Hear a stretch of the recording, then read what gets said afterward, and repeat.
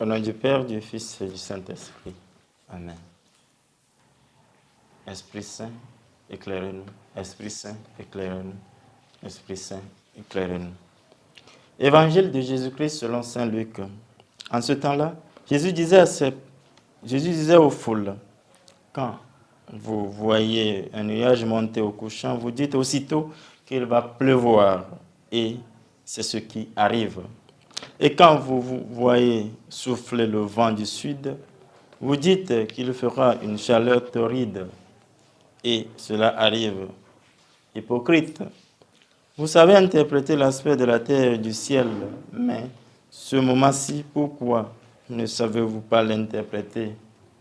Et pourquoi aussi ne jugez-vous pas pour vous-même ce qui est juste? Ainsi, quand tu vas avec ton adversaire devant le magistrat, pendant que tu es en chemin, mets tout en œuvre pour t'arranger avec lui, afin d'éviter qu'il te traîne devant le juge et que le juge ne te livre à l'huissier et que l'huissier ne te jette en prison. Je te le dis, tu n'en sortiras pas avant d'avoir payé jusqu'au dernier centime. Acclamons la parole de Dieu.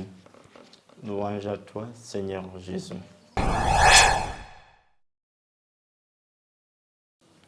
Nous sommes au vendredi 26 octobre, toujours dans la 29e semaine ordinaire année A. En face du Messie, les pharisiens, les notables et la classe sacerdotale n'ont pas été capables de reconnaître, voire même la foule. Ainsi, dans le passage évangélique de Saint Luc, nous voyons comment Jésus avertit le peuple de ne pas pouvoir lire les signes des temps, l'avènement du règne de Dieu, alors qu'ils sont capables de dire, de pronostiquer la succession des saisons.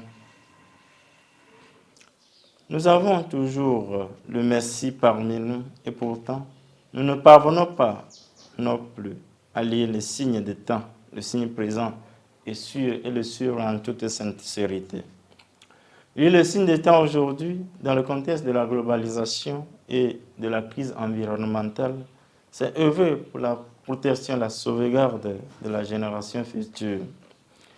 Dans le contexte de guerre, de conflits, à main armée, de bombardements nucléaires, de la haine, c'est œuvrer pour la paix, l'attente des peuples, c'est s'ouvrir à la réconciliation et à la justice. Lire les signes des temps aujourd'hui, face à nos cultures, c'est prendre l'évangile du Christ pour purifier les éléments culturels, pour les féconder en opérant une vraie inculturation.